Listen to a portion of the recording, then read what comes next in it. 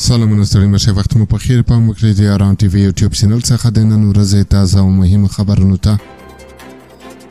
ډیورن فرضي کرښې ته نږدې وضعیت آرام دی خو خلک اندېښمن دي او پلاسات لا هم لاس په مشا دي د ډیورن فرضي کرښې په اوږدو کې د اسلامي اماراتو او پاکستاني ځواکونو تر سختو نښتو وروسته کرښې ته نږدې د بېلابېلو ولایتونو یو شمېر اوسېدونکي وایي که څه هم اوس مهال جګړه نشته خو وضعیت لا هم ترینګلی دی د کونړ ننګرهار او کندهار یو شمېر اوسېدونکي رسنیو ته وایي چې پرون هم د دواړو لوریو ترمنځ خال ډزې کېدې خو بېګا او نن د یادولو وړ کومه پېښه نه ده رامنځته شوې که څه هم د ډیورن فرضي کرښې په اوږدو کې د افغانستان او پاکستاني ځواکونو ترمنځ د جګړې د قرارېدو راپورونه ورکول شوي دي خو د افغانستان د بېلابېلو ولایتونو یو شمېر اوسېدونکي وایي چې وضعیت لا هم ترینګلی ښکاري لږ تر لږه د ننګرهار کونړ او کندهار یو شمېر اوسېدونکو رسنیو ته ویلي دي چې که څه هم وړمه شپه تر ګرمو نښتو وروسته پرون هم په ځینو سیمو کې خال ډزې اورېدل شوي دي خو د دوی په خبره اوس مهال وضعیت نورمال دی خو اندېښمنونکی دی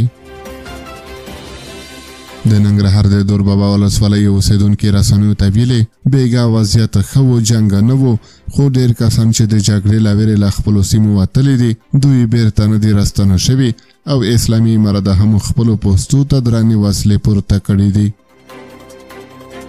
د ختیځ کونړ د نړۍ ولسوالۍ اوسېدونکي هم رسنیو ته ویلي دي چې لا تېرې ورځې راهیسې اسلامي امارت بېلابېلو پوستو ته زغراول ټانکونه او درنې وسلې پورته کړي دي او د جګړې له امله بېځایه شوي کسان لا هم بیرته خپلو مینو ته نه دي ستانه شوي نوموړی وایي چې وضعیت ته په کتو هره شیبه د جګړې د پیل خطر موجود دی په ټوله کې په کونړ کې وضعیت آرام دی خو په غاښ شیګل او نړۍ کې فرضي کرښې ته نږدې لا هم اسلامي امارت ګوته په مشا دی کرښې ته نږدې ډېری کورنۍ اسداباد او نورو امن سیمو ته کډه شوي دي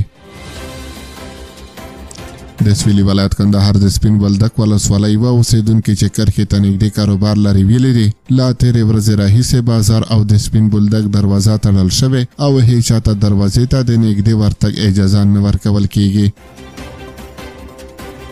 د راپورونو له مخې له دغو نښتو وروسته د پاکستان او افغانستان ترمنځ د تورخم او سپین بولدک چمن په ګډون ټولې لارې تړل شوې دي او د سوداګرۍ او ټرانزیټ په ګډون د هر ډول تګ راتګ مخه نیول شوې ده